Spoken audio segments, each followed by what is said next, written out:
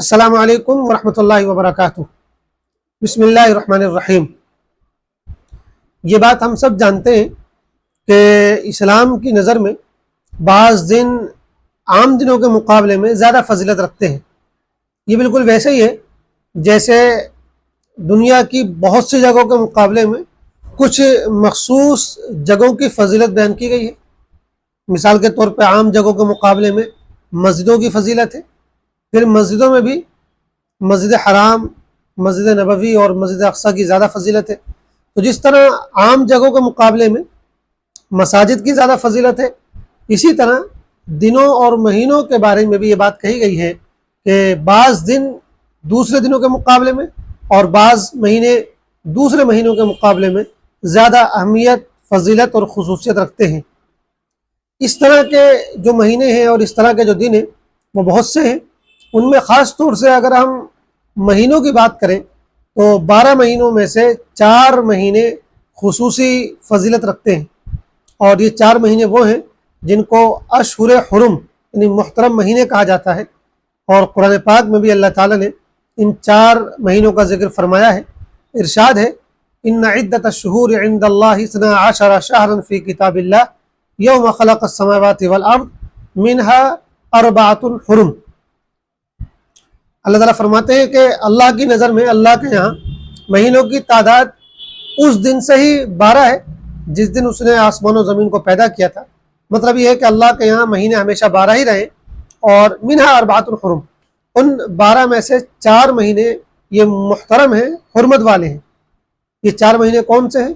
یہ ہیں ذی قعدہ، ذی الحجہ، محرم اور پھر رجب۔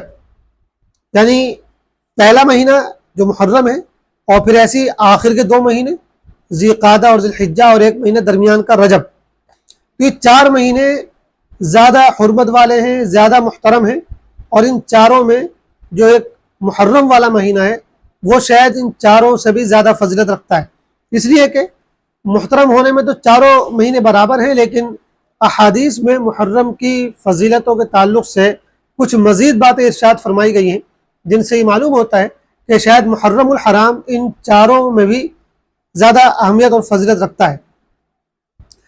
سب سے پہلی بات تو یہ کہ محرم کو ہم محرم الحرام کہتے ہیں۔ تو یہ حرام کیا چیز ہے؟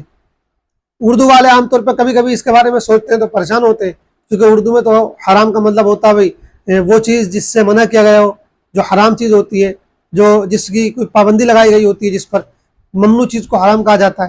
لیکن یہ دراصل عربی کا لفظ ہے، اور حرام بولتے ہیں محترم چیز کو۔ چنانچہ ہم سب جانتے ہیں کہ مسجد کعبہ کو مسجد حرام کہا جاتا ہے۔ تو مسجد حرام، تو یہاں بھی حرام جو ہے وہ اسی معنی میں ہے، محترم کے مہینے میں معنی میں۔ اسی طرح محرم الحرام کا معنی ہوا حرمت والا، یعنی محترم مہینہ۔ تو اس کے نام میں گویا کہ حرمت اور محترم والی بات جو ہے وہ شامل ہے۔ یہ جو 4 مہینے ہیں، ان 4 مہینوں کے بارے میں یہ جو بات کہی گئی ہے کہ یہ حرمت والے ہیں یا یہ محترم مہینے ہیں، تو کیا مطلب ہے اس کا؟ اس کے بارے میں علماء نے 2 باتیں خاص طور سے لکھی ہیں۔ ایک بات تو یہ کہ جو 12 مہینے ہوتے تھے، ان 12 مہینوں میں سے باقی 8 مہینوں میں جنگ کرنا بالکل جائز ہے، کسی بھی وقت جو ہے جنگ کی جا سکتی ہے، جہاد کیا جا سکتا ہے۔ لیکن ان 4 مہینوں میں جنگ میں پہل کرنے کی اجازت نہیں، یعنی اسلامی شریعت میں بھی ہم اپنی طرف سے ان 4 مہینوں میں جنگ کی پہل نہیں کر سکتے، الا یہ کہ اگر دشمن نے حملہ کر دیا ہو تو اپنا بچاؤ کریں گے، ڈیفینس کریں گے، وہ ایک الگ بات ہے، لیکن اٹیک کرنے کی اجازت نہیں ہے اپنی طرف سے بغیر کسی خاص وجہ کے۔ تو ایک تو اس کا مطلب یہ ہے، اور یہ جو ان 4 مہینوں کی جو حرمت کا یہ پہلو ہے جنگ بندی والا، یہ اسلامی شریعت میں بھی باقی رکھا گیا ہے، لیکن اصل یہ بات زمانہ جاہلیت میں بھی پائی جاتی تھی۔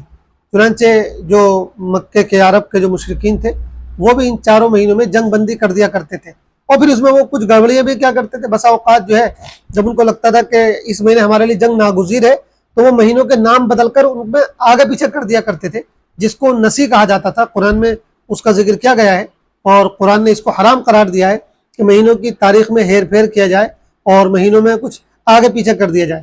بہرحال وہ ایک الگ بات ہے، لیکن اتنی بات طے ہے کہ اہل عرب بھی ان 4 مہینوں میں جنگ بندی کے قائل تھے اور ان 4 مہینوں میں جنگ نہیں کرتے تھے۔ اسلامی شریعت میں بھی اس کو باقی رکھا گیا. تو ایک تو ان کی فضیلت اور ان کے محترم ہونے کا پہلو یہ ہے. دوسری بات یہ علماء نے لکھا ہے کہ ان 4 مہینوں میں باقی کے 8 مہینوں کے مقابلے میں نیکی کرنے کا ثواب زیادہ ہے. تو یہ ہے ان کے محترم ہونے کا دوسرا پہلو کہ اگر ان دنوں میں نیکیاں کی جائیں، ثواب کے کام کیے جائیں، تو باقی 8 مہینوں کے مقابلے میں ان میں زیادہ ثواب ملے گا. الا رمضان، یعنی رمضان کے علاوہ، کیونکہ رمضان کی فضیلت تو قرآن و حدیث سے صراحت کے ساتھ ثابت ہے، تو وہ تو سب سے محترم اور سب سے افضل مہینہ ہے. لیکن اس کے علاوہ جو اور باقی مہینے بچے ان کے مقابلے میں ان 4 مہینوں کی فضیلت اس پہلو سے زیادہ ہے. جہاں تک محرم الحرام، خاص محرم الحرام کی فضیلت کی بات ہے، تو اس سلسلے میں کئی حدیثیں جو ہے روایت کی گئی ہیں، نقل کی گئی ہیں. ان میں سے ایک دو حدیثیں آپ کے سامنے ہم پیش کرتے ہیں. ایک حدیث میں نبی کریم صلی اللہ علیہ وسلم نے ارشاد فرمایا کہ رمضان کے بعد روزہ رکھنے کے اعتبار سے سب سے افضل مہینہ محرم کا مہینہ ہے. تو آپ نے فرمایا کہ رمضان کے بعد روزہ رکھنے کے اعتبار سے سب سے افضل مہینہ رمضان کا مہینہ ہے، اور یہ حدیث بالکل صحیح ہے. اسی طرح ایک اور روایت میں جو الترغیب والترہیب میں امام منذری نے نقل فرمائی ہے، یہ بات کہی گئی ہے کہ محرم کے پورے مہینے میں اگر کوئی روزہ رکھتا ہے یا ایک بھی روزہ رکھتا ہے، تو یعنی اس میں ایک روزے کا ثواب 30 روزوں کے برابر ملتا ہے. محرم کے ایک روزے کا ثواب 30 روزوں کے برابر ہے. اب اگر کوئی جو ہے پورے مہینے کے روزے رکھ لے تو آپ حساب لگا لیجئے کہ کتنے روزوں کا ثواب اس کو ملے گا. ایک اور روایت میں آتا ہے کہ ایک صحابی آئے حضور پاک کے پاس اور کہنے لگے، اے اللہ کے رسول علیہ السلام، اگر میں رمضان کے علاوہ کسی اور مہینے میں زیادہ روزے رکھنا چاہوں تو آپ کون سے مہینے میں روزہ رکھنے کا مجھے مشورہ دیں گے؟ تو آپ نے فرمایا کہ فصم المحرم، تم جو ہے محرم کے مہینے میں روزے رکھو. تو گویا کہ اگر ہم دیکھیں پورے مہینے میں روزہ رکھنے کے اعتبار سے سب سے زیادہ جو فضیلت ہے وہ محرم کے مہینے میں روزہ رکھنے کی فضیلت ہے.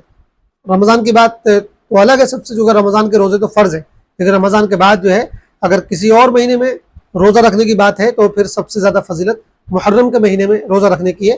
اور اسی طرح شعبان کے مہینے میں بھی روزہ رکھنے کی بہت فضیلت ہے، لیکن اس کا درجہ بھی محرم کے بعد میں ہے.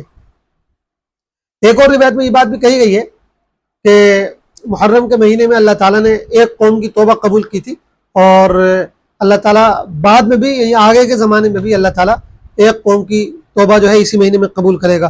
تو اس اعتبار سے بھی جو ہے اس کی یہ فضیلت جو ہے ہمیں معلوم ہوتی ہے.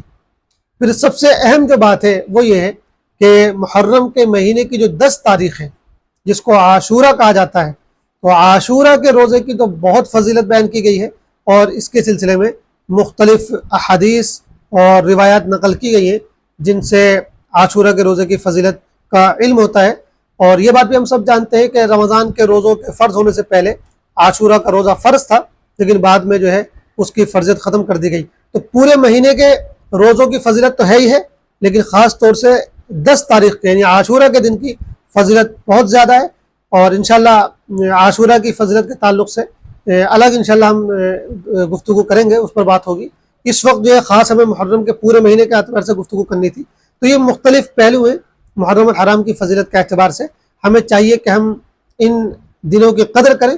محرم کا مہینہ شروع ہو چکا ہے، ابھی آج اس کی دوسری تیسری تاریخ ہے، تو جو باقی 27-28 دن ہیں ان دنوں میں ہم اس کی قدر کریں.